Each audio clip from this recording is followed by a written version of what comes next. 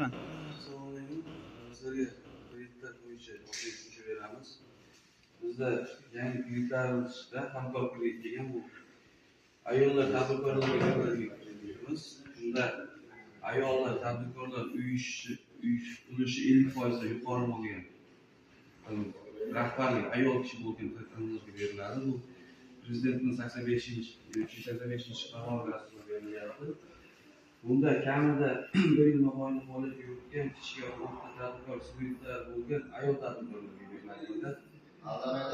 Asosiy vosita sotuvchi 20%dan, aylana mablag'i uchun 20% beriladi. Muddati 84 oygacha, aylana mablag'i uchun 24 oygacha beriladi. Bundan tashqari yana moliyaviy ko'mak 100 kreditlarni bor.